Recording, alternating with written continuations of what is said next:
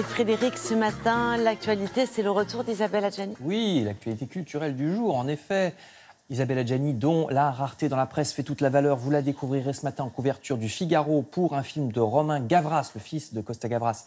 Film qui sort demain et qui s'appelle « Le monde est à toi » et dans lequel Isabelle Adjani incarne, je cite, une mère menteuse, voleuse et tricheuse. Donc Adjani semble fidèle à sa réputation de jouer souvent les personnages torturés ou au moins un peu folles. C'est un rôle qui doit lui plaire, ça. Alors elle s'en amuse. Elle dit qu'avec ce film, j'ajoute une petite nouvelle dans ma galerie de garces, une poule de faux luxe qui est aussi une reine du mauvais goût totalement à l'ouest et qui règne sur la cour des miracles de son immeuble de banlieue, je cite Isabelle Adjani. En plus de ça, il s'agit d'un film de gangster, donc vous pourrez vous faire une opinion par vous-même dès demain. Ça sera en salle et ça s'appelle « Le monde est à toi », article dans Le Figaro. Sinon, en plein air, La Croix.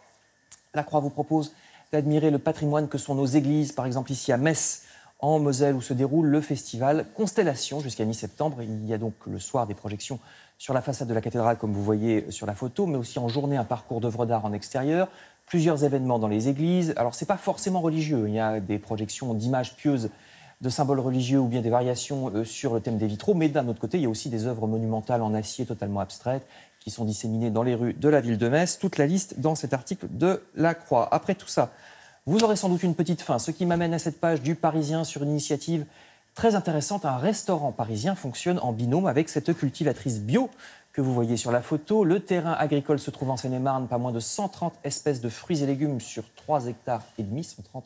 J'ai bien lu, parce que ça me paraît énorme, mais apparemment c'est le cas, nous dit le Parisien. Elle approvisionne exclusivement un seul restaurant populaire du 2e arrondissement. Restaurant qui propose donc des plats bio et de saison, sans aucun intermédiaire entre le champ et l'assiette. Le resto envoie même ses restes et ses épluchures à l'agricultrice pour qu'elle fasse du compost, donc rien ne se perd. Alors quand je dis que le restaurant est populaire, c'est qu'on peut y manger pour une dizaine d'euros, ce qui est rare dans le quartier de la Bourse à Paris. Oui, c'est très abordable, c'est sûr. Voilà, tous les détails dans les pages locales ou sur le site internet du Parisien. Enfin, je termine avec le même journal qui nous parle d'une activité étonnante en région parisienne, puisqu'il s'agit d'un concours de chiens de troupeau auquel on peut assister régulièrement dans la région de Fontainebleau.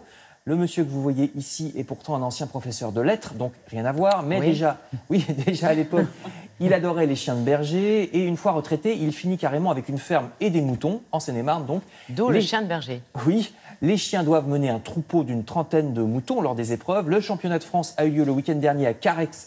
On dit Carex ou Carhaix, je ne sais jamais, dans le Finistère. Je ne sais pas. C'est dans le Finistère.